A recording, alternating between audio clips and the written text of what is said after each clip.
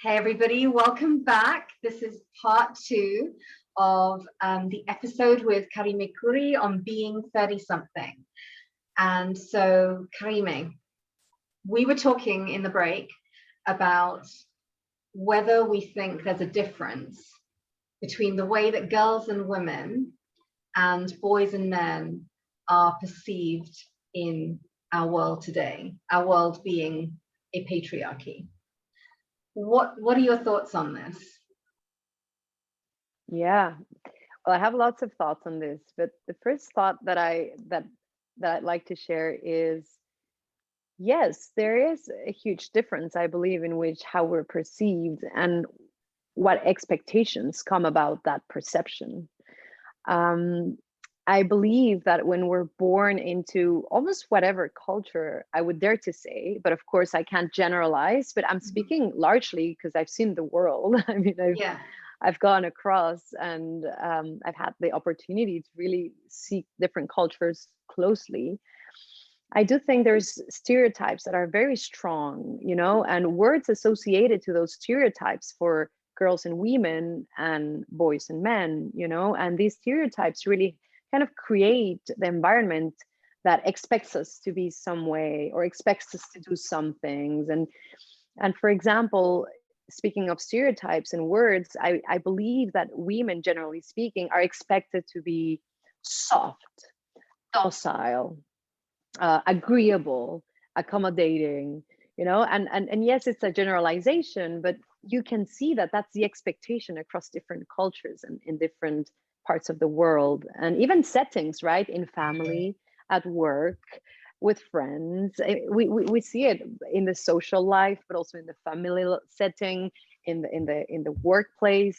Women are expected to behave in a very specific way, and men are also expected, for good or for better or for worse, they're also expected to behave in specific ways, right? To be strong, to be harsh, to be a little bit more aggressive, like go-getters, to be providers, to be the head of the household or the economic support, and all of these labels and expectations really generate, without us noticing, generate our roles in society. They really generate how we start becoming and what roles we start playing in society, and a funny thing that I believe happens a lot is, as women, well, I'll speak for myself, as a woman, sometimes I will do something that I'm like, oh, that's not very feminine like, and then I'm like, I challenge myself. I'm like, but what do you mean feminine like? Like, what is feminine like really? And what is masculine like? And as you were saying during our break, Lara, we each embody both energies, right? The masculine and the feminine. And so in my own mentality that has been shaped in many ways by my environment, I catch myself saying, that's not very feminine like. And then I'm like, what does that even mean, to be feminine or to be masculine?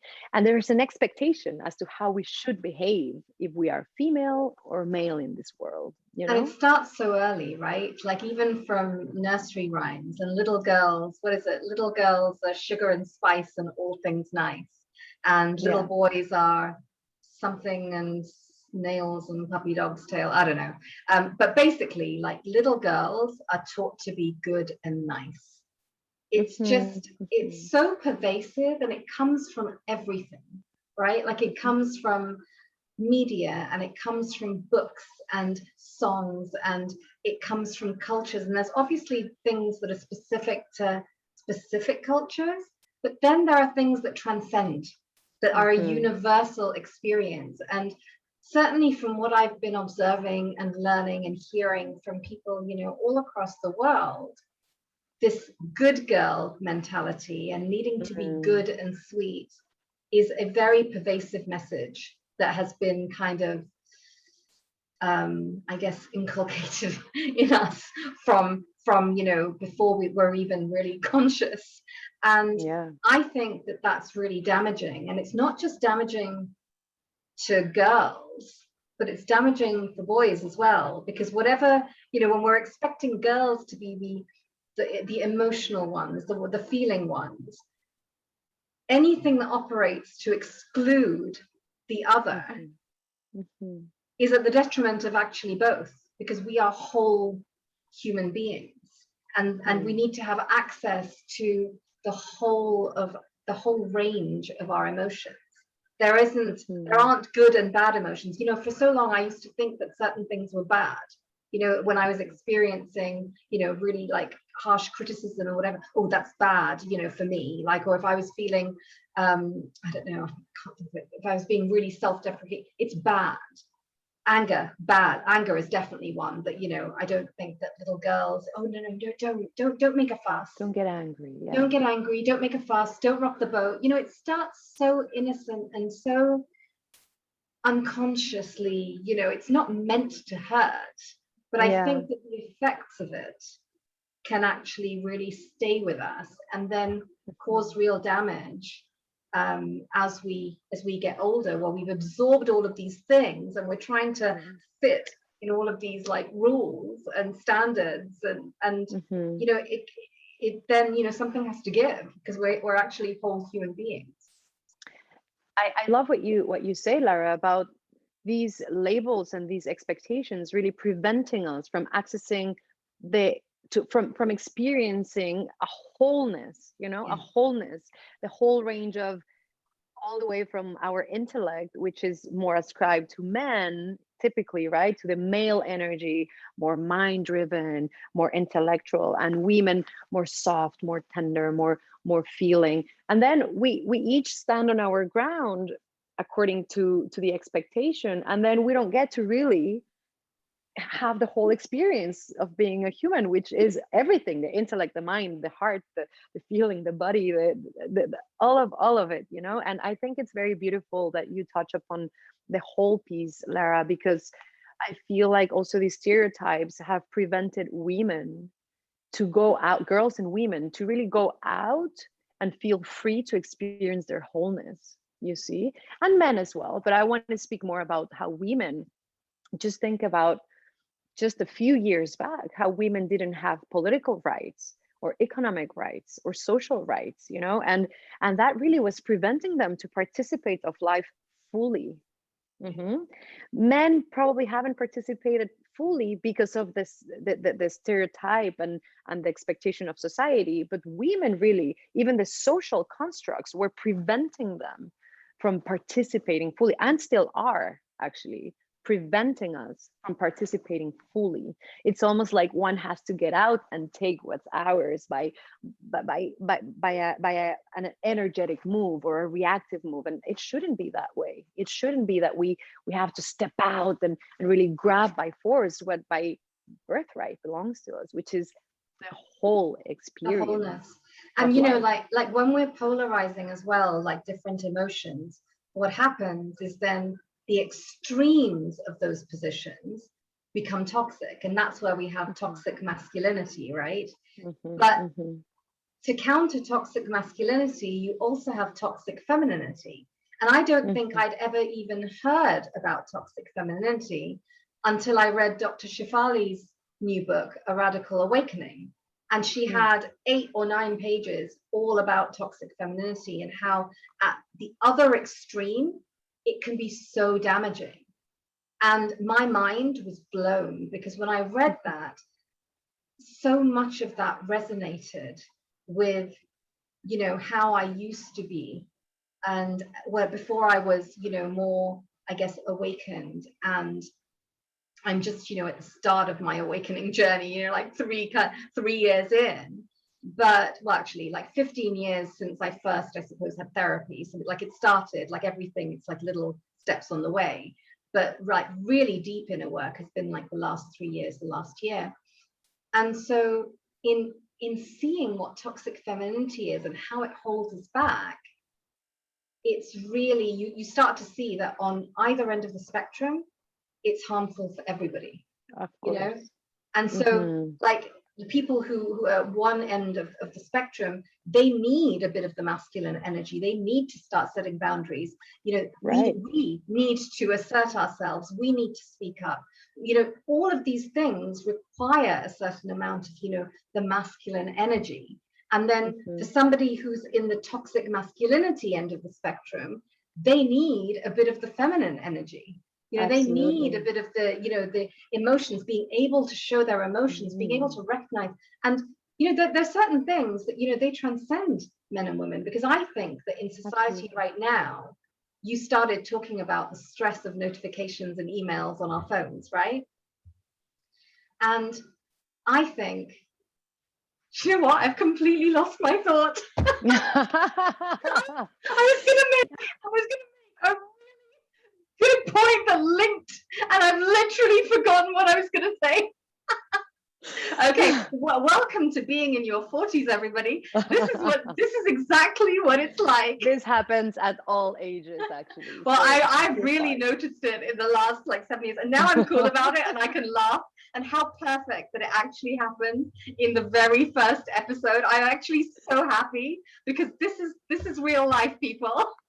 Yeah, this is it. No rehearsal. No rehearsal. No starting the recording again. We're just gonna roll with it, because this is life. Keep it real.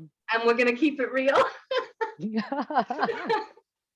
I love it. Oh my God, that's hilarious. And in the humorous side of things, if I may, I wanted to share, Lara, according to what we were saying, until the point comes back, and if it does, just interrupt me and feel free to land your point at any time. Okay. I wanted to say that it's been really humorous for me and my husband, actually, to challenge the stereotypes, and maybe not even intentionally, but our personalities play with them. Our personalities really play with them. He is a very whole human, so he allows himself to really feel and really think and be masculine and feminine and be all of it, right? And I also try to step into my wholeness, right? And so when we go out a lot, everywhere in the world, we've traveled the world together, and he will order typically the beautiful drink, the pineapple drink with the umbrella on top, and the strawberries, and the very sweet, beautiful drink. And me, I'll drink like a scotch, neat scotch, you know. And then they'll bring the drinks, and driven by stereotype, the waiter or waitress will give me the beautiful pineapple, and will give him the scotch. And I'm like, actually, we order the other way around, thank you, you know. And it's a tiny thing. It really, one can laugh at that, and we do oftentimes laugh at that.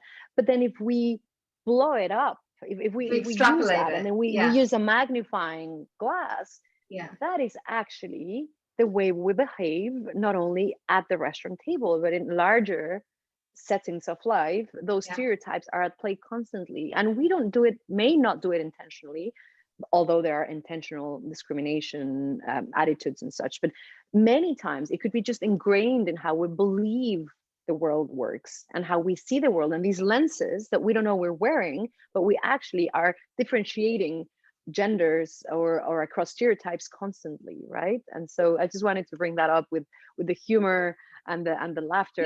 Because when you talked about the drink with the umbrella and everything, what is that called? That's called a girly drink. A girly drink. When did that drink become girly? It's a drink. And something that I think that we don't really, it's become so part of the zeitgeist that, like, we don't realize how much we gender things. And this was another thing that I got from this Instagram live that I listened to a few days ago, when they were talking about gendering exercise. So they were talking about with the push-up, right? So you have the push-up that traditionally the men do, which is, you know, they have their feet, they're like a plank almost, right? Like the legs are straight behind them. The full push-up. And then you have the one where they say, oh, you're a woman, you can do this one, where it's on your knees. Now, I can't do a full push-up, but, you know, like, that's just me. Like, maybe if I trained for 3 years, maybe I would be able to, but I can't do it. But when you define something as like, oh, that's the one that men do, and this is the one that women do, you're kind of limiting women, because what you're saying is that women aren't as strong as men, and that's like not as true. Women are they have the capacity to be very physically strong. But also, if there's a man that can't do that full push-up, that man might see himself as lesser than. And so it really, again, it hurts everybody. And so I think that we need to start paying attention. I mean, I use this phrase all the time, that language matters. And it matters so much, you know, and there's so much in our language that has been part of colloquialism that we say, and now it's time to start paying attention. And even if we say it by accident, it's time to catch ourselves and think about, oh, actually, that doesn't make sense. I'm going to use a different word, or I'm going to say it differently, so that we start to kind of repattern ourselves, right? And repattern what happens in society. And that's just drinks and exercise. I'm sure there's like loads of examples. I mean, like school uniform. You know, when I was at school, girls, at least up until age 16, they had to wear skirts. They weren't allowed to wear trousers. And I just never even thought about it. That was the uniform. That was like, I just saw the world as, this is the rule. Okay, I'm a good girl. I'm going to follow the rule. And then I remember it being quite a big deal when girls were allowed to wear trousers. But now when I think about it, I'm like, that's ridiculous. Like people should be able to wear what they want. You know, like clothes are just clothes. They don't mean anything. Like they shouldn't have rules attached to them. And there's a guy, I can't remember his name, but I found him on Instagram, and I don't even know what country he's in, Belgium or Germany or something. But he goes to work wearing suits and heels. And I think that's amazing. Because again, when you see somebody, you know, breaking the rules, it expands your mind and shows you what else is possible. And I think that's a beautiful thing for all of us to have. You know, that's why I love having traveled, because it's expanded my mind. Absolutely, Lara. And I think that even those of us with the best of the intentions may fall into the trap of the stereotyping, just because we're conditioned and we become a little bit numb in the way we perceive the world. And that's what our brain does, you know. Also, to back this up scientifically, our brains do that in order to save up energy. Our brains are machines that want to save as much energy as possible, and therefore they start categorizing everything around us. Imagine every time you would take your phone, your brain would be like, oh, what is this? Oh my God, so imagine every time, right? The brain imagine every time you take something, your brain would need to learn it all over again. That would be impossible to live. We couldn't survive like that, you know. So our brain, oh, phone, okay, I know what it is for. Oh, glass, water. Oh yeah, chair, sitting. So the brain starts making an inventory of the world and the experience around us.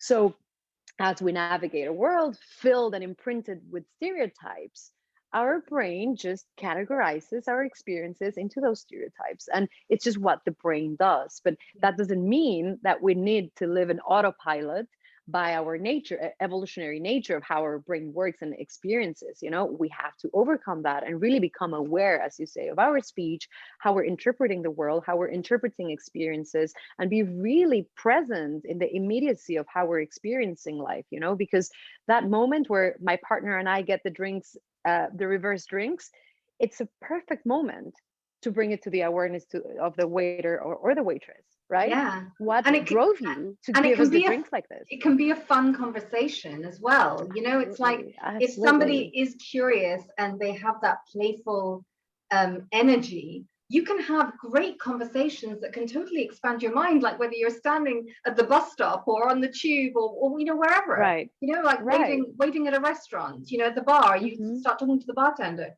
which I've done loads of times, and I had great conversations with people.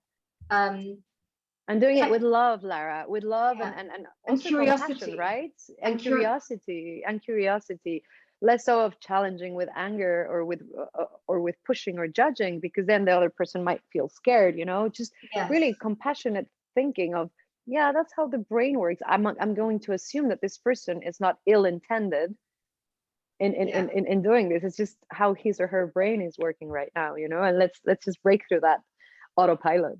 I mean, it's easier to do in some situations than others, you know, some which are like very emotionally laden. You know, it's hard to sort of assume that somebody is, you know, doing it from the best intentions, like Brene Brown calls it. You know, she likes to go around the world assuming that people are doing the best they can. And that is easier to do in some situations and with some people than with other people, right? But I think that curiosity And I keep coming back to curiosity because it really is like one of my favorite values. It's a cornerstone value, but curiosity brings us so much, you know, like just natural curiosity of like finding things to be interested in, but also like curiosity is low stakes. Like when you think about, I don't know, if you're changing career or whatever, right? People say follow your passion. I did a talk a couple of years ago where I said, actually, on the way to following my passion, I found my curiosity instead, you know, because passion is very high stakes. Passion seems, oh my God, like you've got to like find the thing. And it's like scary as hell, especially when you have no idea where to start and like no idea like who you really are on a soul level, because you haven't kind of tapped into your inner voice or your intuition, so you're not even hearing yourself. And so with curiosity, it's like, oh, I like this, let me do this. Oh, I like that, let me do that. And so curiosity is really a gateway. It's a gateway to be more open and to learn more. Yeah. Absolutely, absolutely. And you know, I will just add very quickly on this topic of curiosity, Lara, that I think it's very helpful to live through the eyes of curiosity, because then we can also try to take the perspective of the other. So when we're curious, we are curious enough to want to know, what is this person thinking? How is this person interpreting the world? How is this person viewing the world from their side, from their angle? You know, and that doesn't mean that I will approve their viewpoints. That doesn't mean that I will agree with how they see the world. That doesn't mean anything. It's not agreeing to anything. It's just being curious enough to take the perspective of the other. And I think, bringing it back to the conversation on stereotypes and how we navigate the world, I think that it is very important that we're constantly taking different perspectives to have a more holistic view of the world. You know, I constantly try that, and especially with people that I feel very challenged by, you know, that I'm like, oh my God, how is this possible? Or how can this person be saying this? Or how can this person behave like this? When I bring my judgment on, when I cast my judgment on others, I'm like, okay, let me take their perspective for a second. What is it like to live through the eyes of this person? And I think that's very enriching, Lara, because as we're trying to bring these boundaries of stereotypes down, and as we're trying to be more egalitarian and live in a world of more equality across all populations, I think taking the role of the other and the perspective of the other can be really empowering for the collective. Yeah, I totally agree. And obviously it's easier to do in some situations than in others. That goes without saying. But I also think that in examining kind of where we are and kind of creating change, right? You can't change something before you accept what the status quo is and like what is. And we were talking about this before, that you have to accept, and sometimes accepting can be really difficult because we numb ourselves. We don't want to kind of tap into our emotions, you know. Oh, I think that might be my point from before, that we don't want to, we don't have access. That's funny. That we don't have that one of the reasons why we aren't in direct relationship with all of our emotions is because we're so used to numbing. And by whatever, you know, so you know, numbing, whether it's with, I don't know, with alcohol or shopping or gambling or drugs or food or phone, or phone scrolling, right. So it's really important to sort of look at what is and accept what is. And like part of what I think, you know, we as women also need to accept is that we've all heard about misogyny, you know, the misogyny of men, right? Like that's commonplace discussed. But what isn't as, you know, commonly discussed is how we as women, girls and women, like living in a patriarchy, we have internalized misogyny. And how that shows up is that it's where we talked about the inner critic and how we judge ourselves and that harsh voice to ourselves, but it's also about how we judge each other. So have you noticed that kind of showing up in your life, and like how have you been able to kind of catch yourself with that? When you say with that, you mean the judgment piece? The internalized misogyny, because they say, you know, like I remember watching this TV program, which was a dramatization of a sexual assault. So the beginning was, you know, dramatized, and then it cut when they went into the hotel room, and then the rest of it was using real medical staff and real legal teams. And so you saw the girl going to the hospital, and then you saw the court case and everything, then you saw the jury, and most of the women in the jury felt that she was lying. And so that, and I found that very surprising. And then you have the verdict, right? Like you have the verdict, and then after you have the verdict, then you saw what actually happened. And so you can see that, you know, when we, on a smaller scale, judge another person, oh my goodness, look at what she's wearing. Oh, I don't think she has the body for that. Or oh, you know, she's got dark circles. She's like, or gray hair. Like the amount of people that have judged my hair and told me, you know, I one person told me that I looked, you know, 57, and I think I was 42 at the time. You know, and it's like, if you spend a little bit of time with me, you're gonna really see my energy. But that's not the point. It's like, it's the judgment, and it's that kind of criticism of other women, right? And that's what we need to, I think, catch within ourselves. No, you're totally right, Lara. I think what you say, and I will be brave enough to admit that yes, I've been judgmental about my fellow women, you know, in different moments of my life, and of course starting with myself. Yeah, it's no, not just I know, you. but It's I'm like saying all I'm of being us brave have in this. that. Yes. All of us, right? Yeah. And starting with myself, essentially, right? Starting with myself, and then bringing that judgment across the people I experience. And it is true that sometimes, as I said earlier, right? Oh, Karime, this is not very feminine of you. And I'm like, what does that even mean, you know? And I've done that across my life in different settings, you know, especially, for example, at work. I would feel like maybe some women were overdressing or over calling too much attention, maybe, right? And then I'd be like, but why would that be a problem, right? Like kind of justifying, not justifying, but maybe creating an idea that we shouldn't dress like this, because then we're going to call too much attention, and that's not going to be that's not too professional, or we must that's deliver the message from the patriarchy. We must be seen, and I'm like, we must be seen by the merit of our ideas, not by how we look, and this and that, and all of these constructs, right, that I've at some points taken as truth, and as my glasses, as the lenses I look at reality through.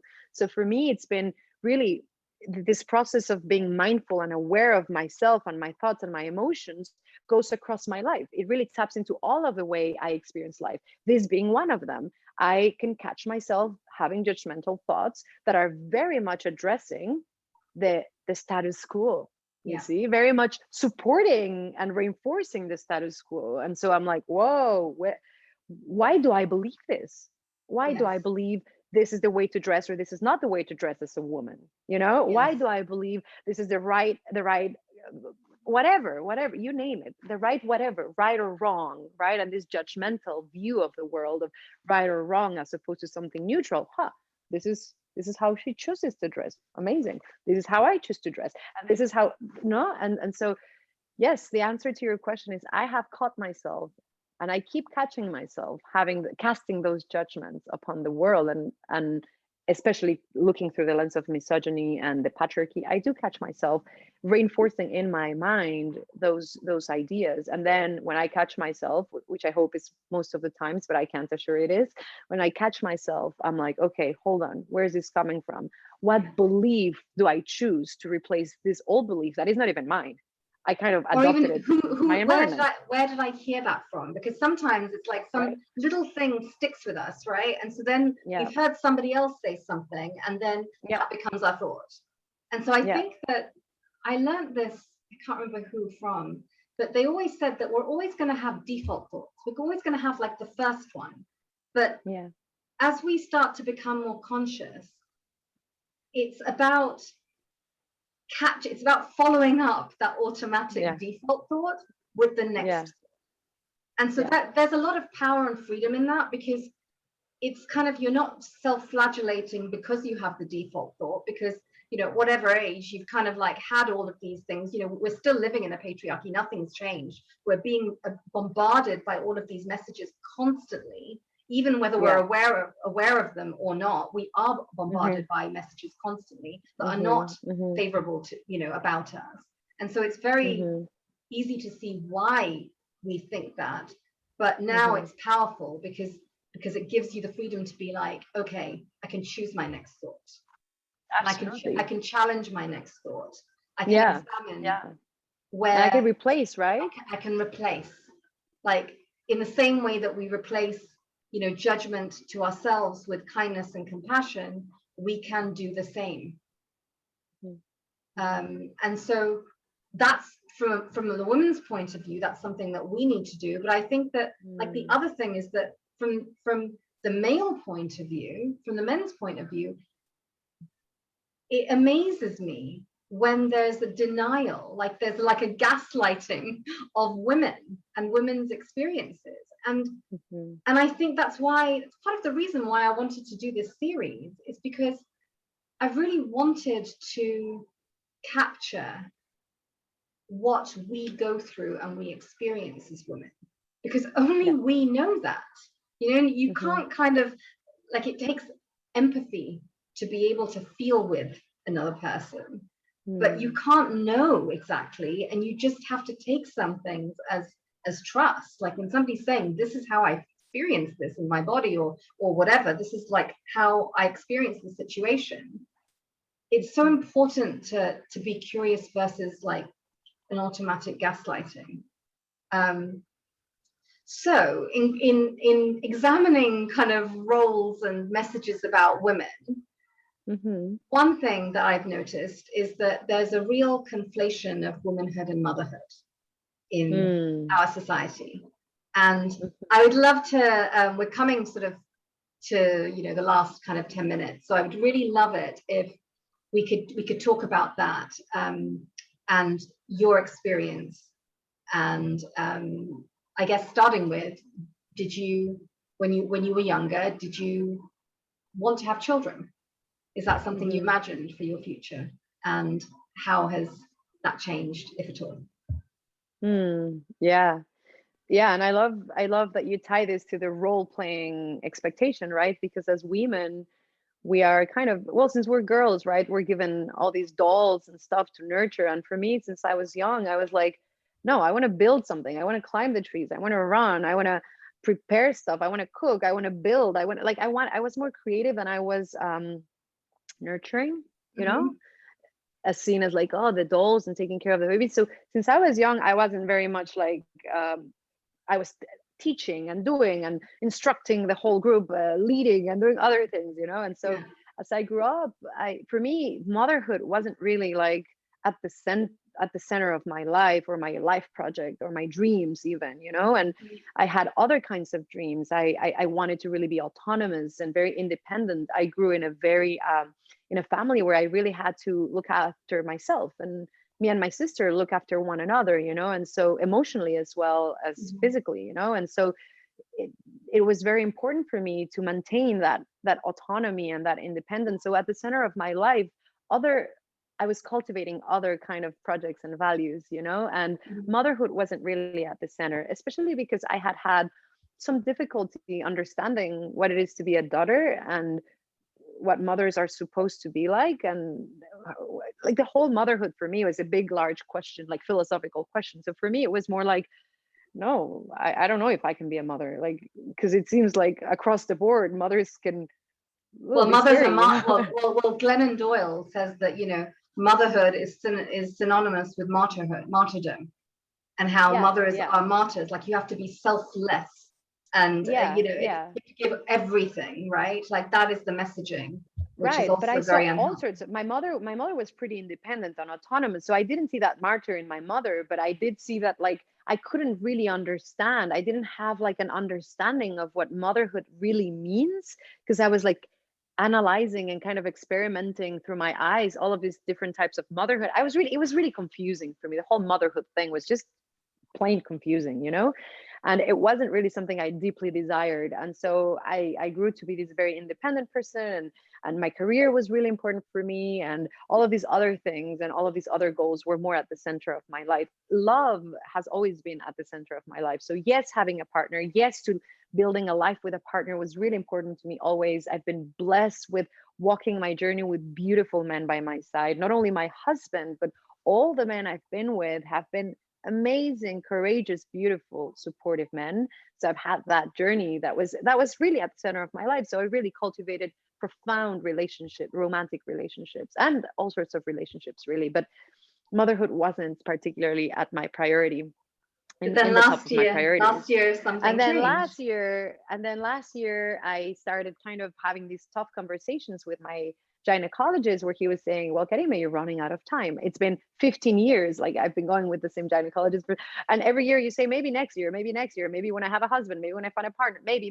And now you have the perfect husband, the perfect relationship, you're 34, it's the perfect timing. And I'm like, well, it might be perfect for you, my friend, but I decide when the right timing is for me, you know.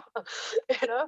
And so he suggested several times that I go through a fertility treatment, just to really get some I would say like an insurance policy, right?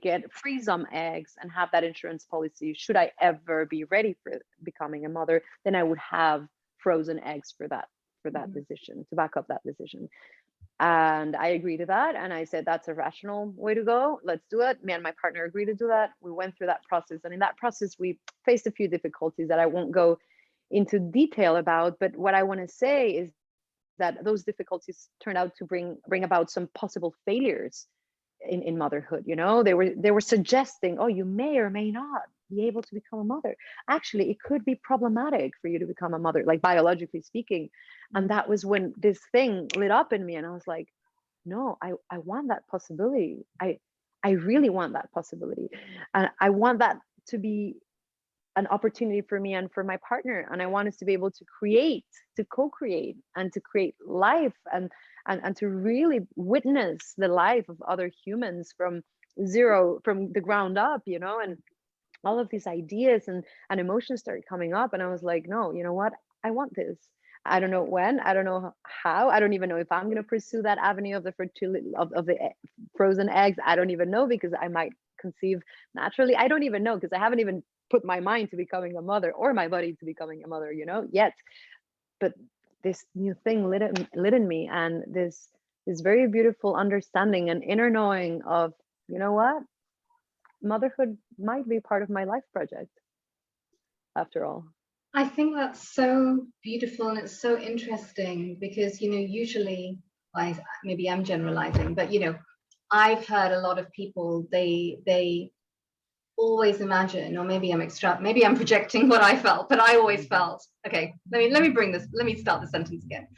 I always felt that motherhood was really important to me. I always saw myself as a mother. I wanted to be a mother and everything. So what I find very interesting with your story is that you didn't have that feeling. You were like almost like the opposite of me.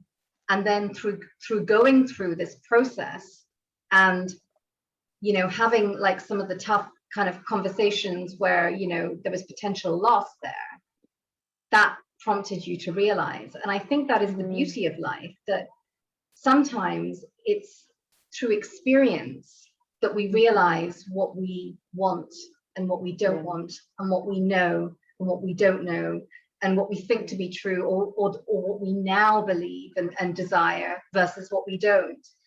And maybe that's a beautiful way to sort of bring this sort of to a close, because it really is in embracing the whole of the life experience and being open and curious with your life, right? That we get to then receive the fullness of, and tap into the fullness of what we actually might want and what could be possible.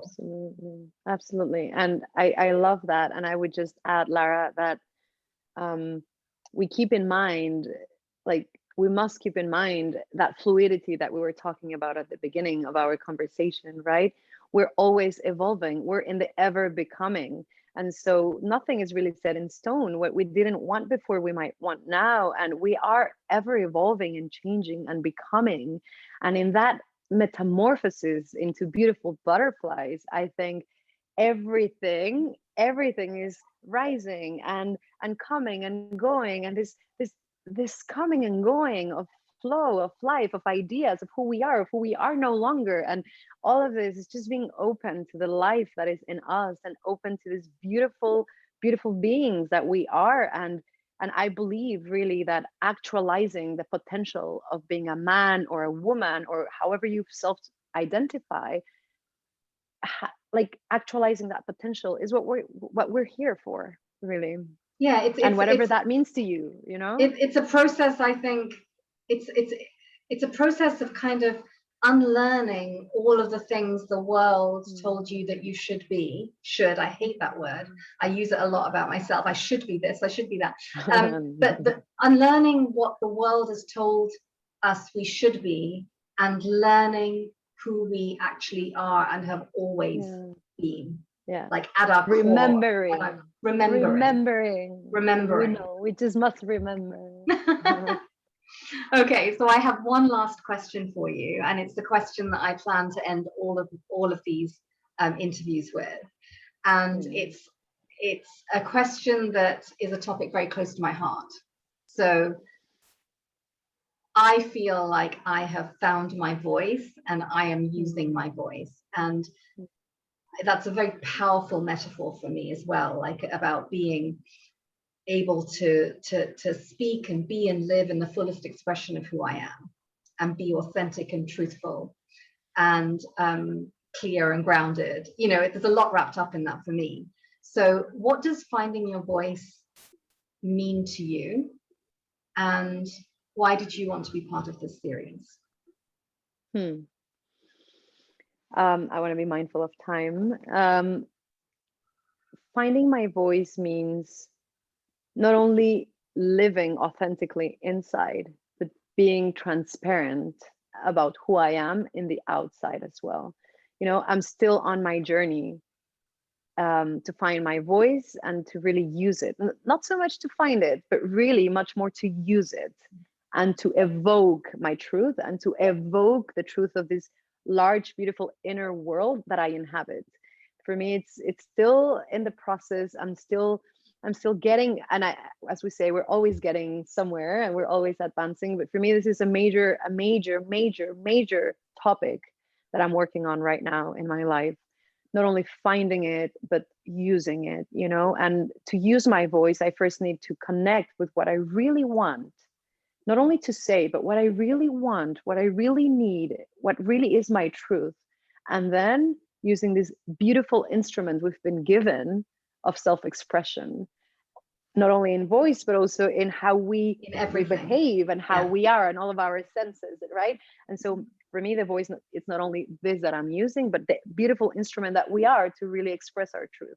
And so it's not only about being authentic, but it's about being brave enough to show your authenticity. And so I'm on that journey. And so more to come probably in your next series. And why did I decide? Well, first of all, because I admire, honor, and celebrate you as a human, as a woman, as the person that you are. I really celebrate your journey and your path and your courage of this, like really living in authenticity. So for me, the minute you said, Karime, I'm doing this project that you want to be on, I'm like, I blindly trust you. I'm on, you know. And so that for me was my definite yes. But also because I think that sharing our experiences as women and as humans is very important. We learn from each other, we elevate each other, right? We level each other up. So by sharing is the only way we can really normalize the experience of being human. Normalize it. Oh, other people feel this way. Oh, other people go through these journeys. Other people also are trying to find the light and their answers and become, whether to become a mother or not, like everything that we think is only us because we're broken and we're lonely in that experience. It's not true. We are together in the experience, and we are traversing similar journeys. So for me, the sharing is so important in that regard. That's so beautiful, and thank you so much for your love and your trust in me, because you were a definite yes. You didn't even ask me any questions, which was just like, it was so exciting, you know, to get like the first few definite yeses was just such a thrill that I really felt, oh my God, this could actually become a reality. And I totally agree. It's in conversation. I used to say this a lot in my first series, Red Sofa Conversations, that conversation is a gateway to connection. It helps us feel not as alone. And I feel like beautiful conversations are a dance. So thank you very much for dancing with me today. Likewise, Lara. Gracias. Okay, take care, everybody. And we will be back in the next episode. We will see you then. Thank you once again, Karime. Ciao.